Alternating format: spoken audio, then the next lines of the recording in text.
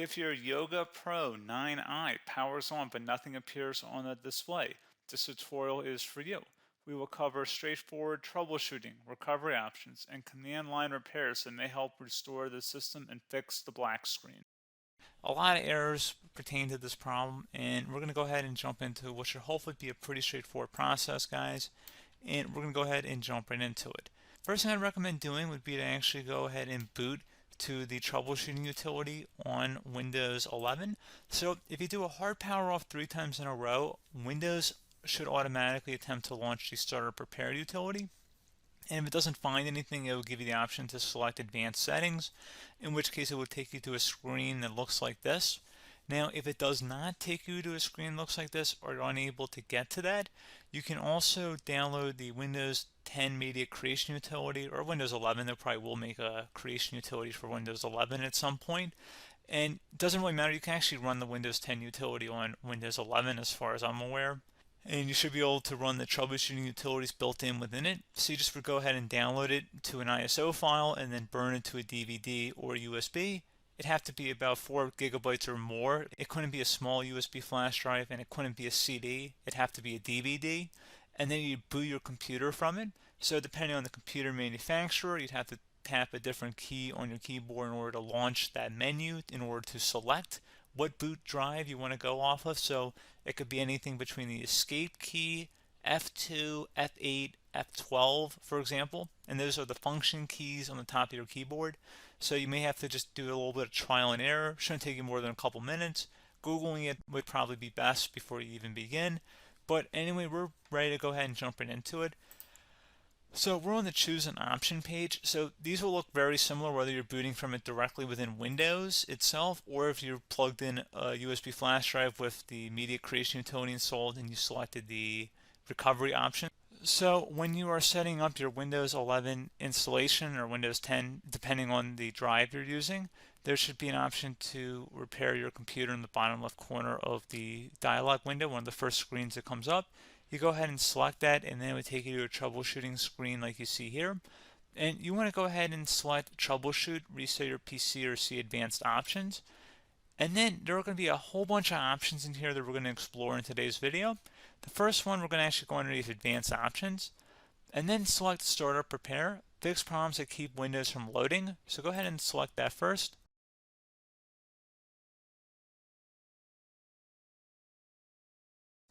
Okay, so you can see it could not repair our PC. That was our first option we could try.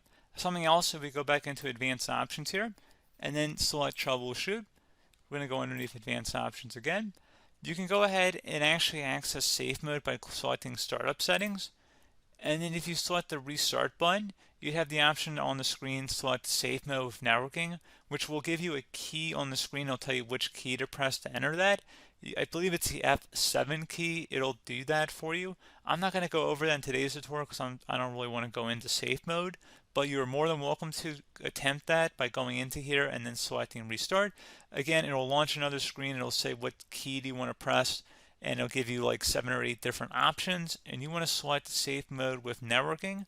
There's also an option for a command prompt too, but that's going to be something we're going to cover later in this video, and we don't even have to go through that in order to access it. So that's why I'm not going to really push for that, because unless you know exactly what's causing the problem, you probably don't need to go into safe mode. Unless you're trying to recover files, in which case then you definitely can go into safe mode, but we're trying to actually recover our computer here. So I hope that makes sense. Something else we can also try here as well would be to uninstall updates, remove recently installed quality or feature updates from Windows. So if you go ahead and select that, you can uninstall the latest quality updates, which generally is the more day-to-day updates. Feature updates are the less regularly released ones, like the big ones. I would equate it to service packs in like Windows 7 and Windows Vista and Windows XP. So larger updates that occur once or twice a year at most. And the quality updates are more just a regular update. So probably obviously depend, it'll take longer if you're going to try and uninstall the latest feature update versus quality update. And maybe you don't need to go back that far. So just giving you guys a couple pointers with that. Something else you can also look at here, and we're going to jump into the command prompt in a little bit, but you can select System Restore, which will use a restore point recorded on your PC to restore Windows. And this is something I would highly recommend here, guys. So select Next. Assuming you have a restore point saved on your computer, you go ahead and select the most recently created one, and you'll select next, and then you'll select the drive. You shouldn't actually have to select the drive. You can scan for affected programs, but we're going to keep it all default here, and then we're going to select finish. So once started, system restore cannot be interrupted. Do you want to continue? I think we're going to select yes. I don't think we have anything better to do on our computer right now, so just give it a moment here to initialize. It will take a couple minutes to run, obviously depending on how large your hard drive is and how much is saved on the system restore point. So just give it a couple minutes here.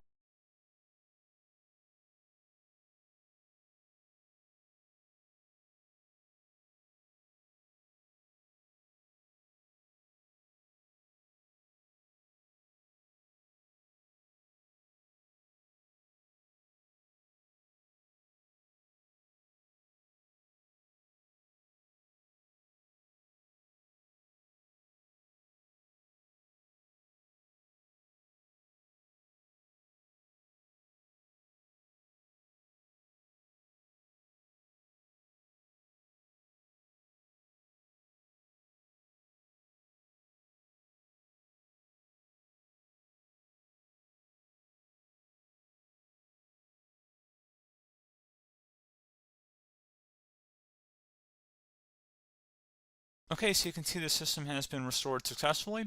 We're going to go over a couple different methods in addition to that if that did not work. So I'm just going to pause the video and we're going to start back on the recovery screen that we started with. Okay, so a couple other things we can try here too. If you go back into troubleshoot, you can select reset your PC while you choose to keep or remove your personal files and then reinstalls Windows.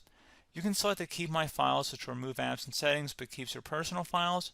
You can also select remove everything, which will remove all of your personal files, apps, and settings. So this is more of a factory reset, the second option here. First option, it should not delete all of your personal files. However, it will pretty much clear most of your programs. And keep in mind, there's no guarantee that your information, number one, is even still available and easily recoverable on your computer to the point that you actually would be able to recover anything. And the second point is that there's always a chance that it won't actually recover and it will just do a factory reset anyway. So there's no guarantee that actually would keep your files anyway. So I would recommend trying to get a recovery tool and backing that up first before selecting it anyway. But again, those are a couple different options. And then something else you can try here if you go back to the choose an option. Another option, if you go underneath choose an option and select troubleshoot, advanced options, and now select where it says command prompt. Okay, so the first thing we should do is type our main hard drive here. In most cases, it should be the C drive. So you just do a C colon and then hit enter on your keyboard. So once you're underneath the C drive, we're going to type in dir and then hit enter on your keyboard. It should have program files, users, and Windows all in there. That's how you know you're in the right directory.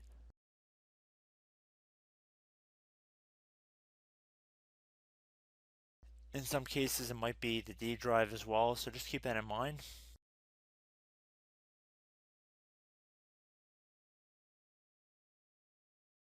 Next thing we're going to do is type in cd space / Windows / system 32 / config,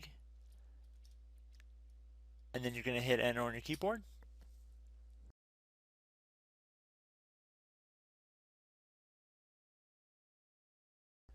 So now you're going to type md space backup.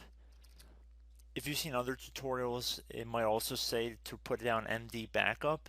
That's because the backup name is pretty common when you want to back something up. So you can name this whatever you want, doesn't have to be backup. So if you've already made a backup folder in the past, you could do backup 1, for example.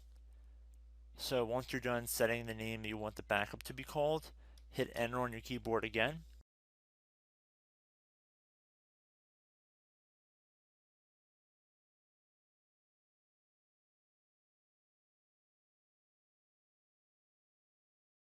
At this point you want to type copy, C-O-P-Y, space, then you want to do the star symbol above the 8 key, then do a period or a dot, whatever you want to call it, then another star sign, and then another space, and then type backup, and then hit enter on your keyboard.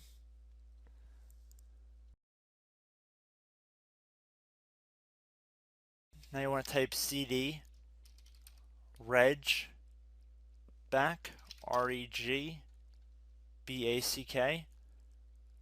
and then hit enter on your keyboard. So now that we are under the reg back, so now you want to type DIR again, and then hit enter.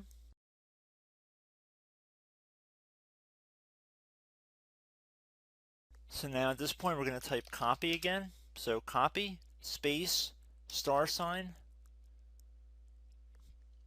dot, another star sign, space, and then 2 dots. So we're going to type copy, space, star sign, dot, sign, star sign, dot, dot, and then hit enter on your keyboard again. So for overwrite, you want to overwrite all.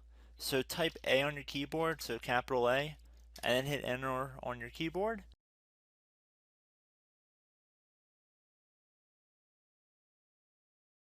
So at this point you should be good to go. You can close out of the command prompt window, and if you accidentally continue to Windows 10 you should be all set. So I hope one of these 3 or 4 different methods we went through in this tutorial helped you guys out. Again, I'm not sure if you guys heard me earlier, but try to go back into your safe mode if possible and uninstall any programs you know might be conflicting with the Windows startup if you can get into safe mode. So just keep that in mind. Something very simple like that could be blocking up everything. So again, I hope this tutorial helped you guys out, and I will catch you in the next tutorial. Goodbye.